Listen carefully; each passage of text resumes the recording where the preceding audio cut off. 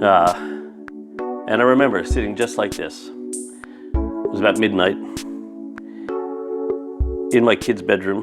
Mitchell was asleep behind me and Jordan was in her cot just across from me. And I sat there on the floor like this, looking at the bank statement going, what have I done? And I remember it vividly. I was like, oh my God, what have I done? What have I done to my family? I haven't made a sale. I've spent all our money. I invested in this business and I haven't delivered. I'm a firm believer that life is full of moments. And when we learn from those moments, that's what gives us momentum in life. And one moment that I remember vividly that pretty much changed the course of my life in that time, there's been plenty of other moments since, don't get me wrong, was actually 20 years ago, pretty much to the day today. It was October 1999. And we had recently moved into a basement apartment in Barrie, Ontario, on 157 Bayfield Street, as a matter of fact. It was underneath a tanning salon. And we moved into this basement apartment as I was launching my business, and I needed my own space so I could actually grow the business. And, you know, these were all the things going through the rationale, the reasons I was justifying why we needed to move into this place. Now, understanding that cash was very tight at that time, we'd sold our house, bought the license for the organization, which was very expensive to grow this business. But I thought, no worry, I'm going to be so extremely successful. I've been successful in my past, so going forward it won't be a problem. I'll just get out there and I'll smash down the doors and I'm going to tear the world apart. And there we were in October, and I was going through the bank statements, and I looked and I realized I'd had about enough money to last one more month in terms of rent and food, and that was about it. And I remember sitting just like this. It was about midnight in my kid's bedroom. Mitchell was asleep behind me and Jordan was in her cot just across from me. And I sat there on the floor like this, looking at the bank statement going, what have I done? And I remember it vividly. I was like, oh my God, what have I done? What have I done to my family? I haven't made a sale. I've spent all our money. I invested in this business and I haven't delivered. And it was one of the most powerful moments in my life, only because I sat there and I thought to myself, okay, you got to give up on this silly pipe dream, Dave, of having your own business and determining your own future and success and all this sort of stuff. Go get a safe job, you know, go back into a bank or do something like that and find a nice, safe and secure career and make sure you take care of your family, which was the sound rationale at the time. However, I just sat there and I just let that sink in. And I remember looking across to Jordan sleeping peacefully in her cot there. I mean, gosh, she was only 6 months old. And there was Mitchell behind me. And as I looked at both of them, and I thought, if I quit now, what am I going to teach my kids? That when things get tough, just quit. Or get back to doing something that's comfortable.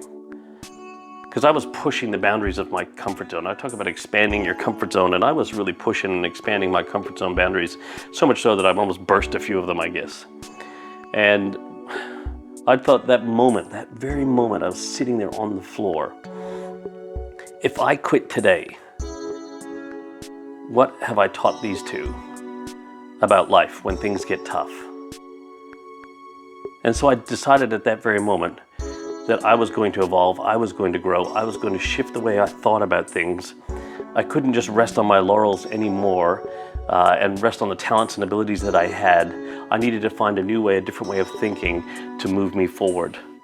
And that I owed it to both of them for the long term in their lives, but even in that very moment, to show that you can go after your dreams, you can go after your goals.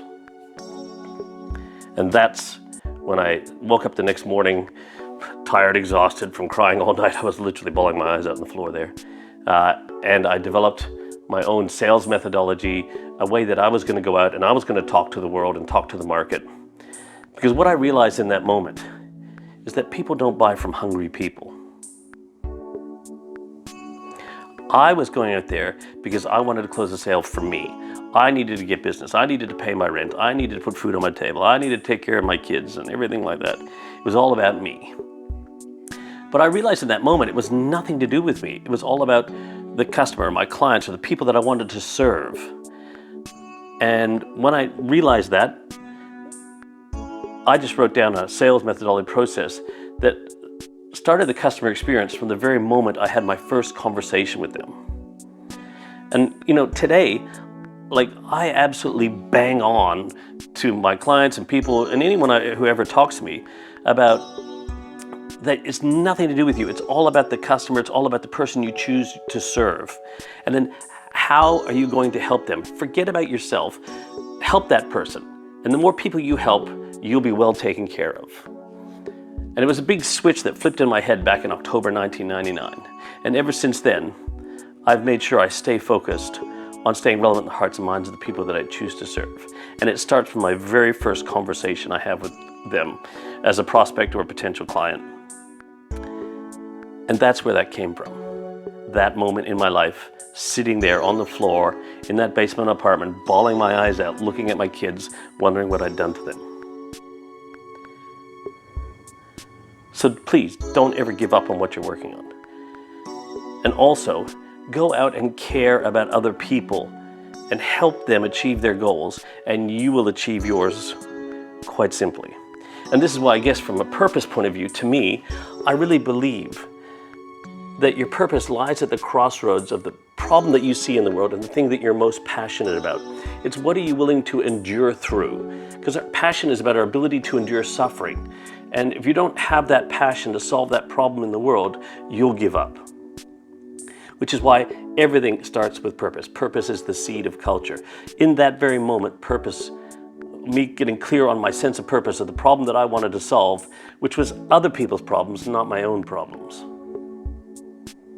changed my life forever. Changed my perspective on business. Changed my perspective on how I did everything. So please, never give up on what it is that you'd like to do and be of service to the world. Because you never know who's watching.